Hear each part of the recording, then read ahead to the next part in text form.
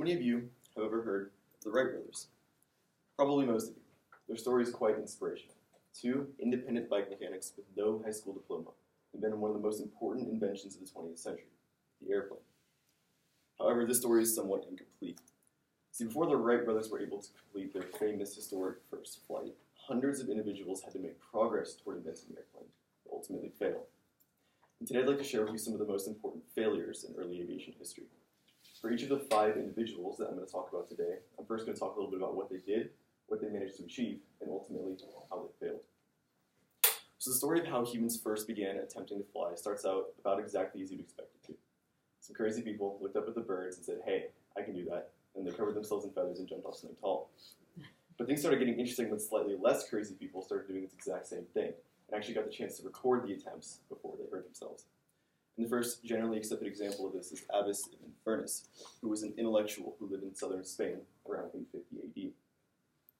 So Firnas built himself a glider that maybe looked like something you see in that picture there, out of wood and vulture feathers. And he climbed up a really tall tower, and he jumped off. And he actually managed to glide a significant amount before he eventually hit the ground and broke his back.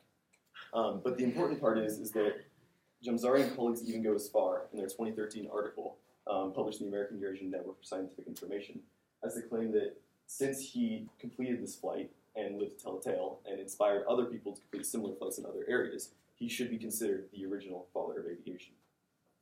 So the next achievement in flight may actually come as a surprise to you. This one is less important in terms of direct impact on the future of the airplane, but may actually be the most important milestone for the airplane. So kites were invented in the 5th century BC in China, which means that by the time Emperor Gao Yang came into power around the 6th century AD, kites had already been around for around 1,000 years. So Yang was known as somewhat of a tyrant. One of the things he did is he did a lot of experiments on the prisoners that he captured.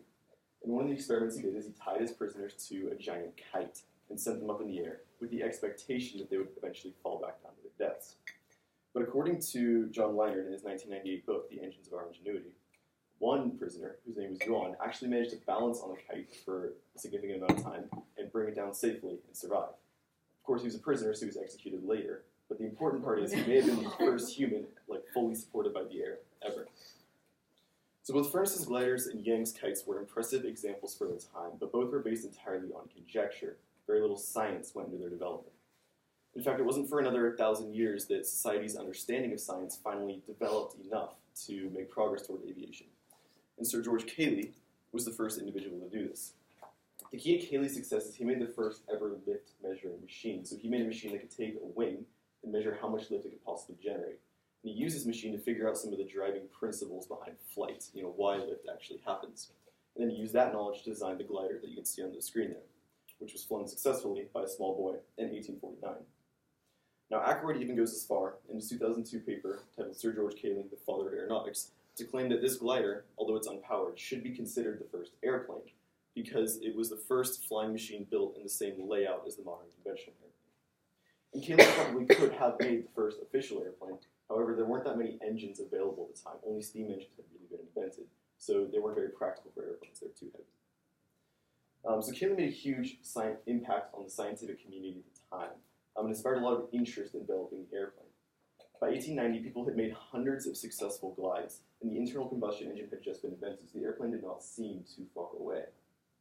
However, there was one critical question that had left unanswered, and that's even if we can get this airplane off the ground, how do we control it? And Otto Lilienthal was the first individual to understand the importance of this question. So the key to Otto's approach is he didn't waste his time trying to build a perfect aircraft right from the start with an engine, propeller, landing gear, takeoff rails, and such.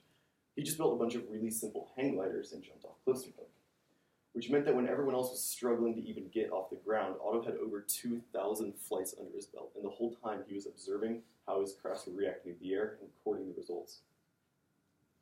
So Lilienthal really understood what was necessary to build an airplane, and the truth is he probably could have built it. All he needed to do was put an engine on one of his gliders. But unfortunately, before he could actually get around to it, during one of his flights, he stalled out his glider, crashed, and broke his neck.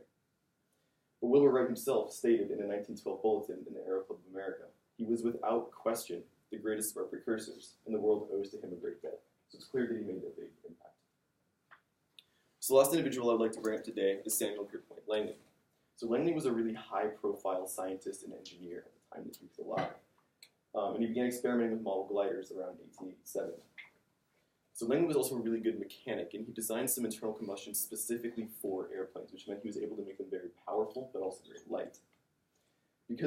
So by 1896, his flying machines that he was building, although they were unmanned, could go 10 times further than anyone else's at the time.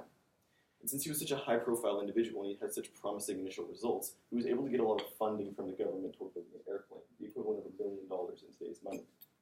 However, he was obsessed with stability. He wanted his airplanes to be able to fly themselves. He didn't want a complicated control system on them. But he could not quite get it right, and so both the airplanes he built ultimately crashed, and he was mocked for his failures.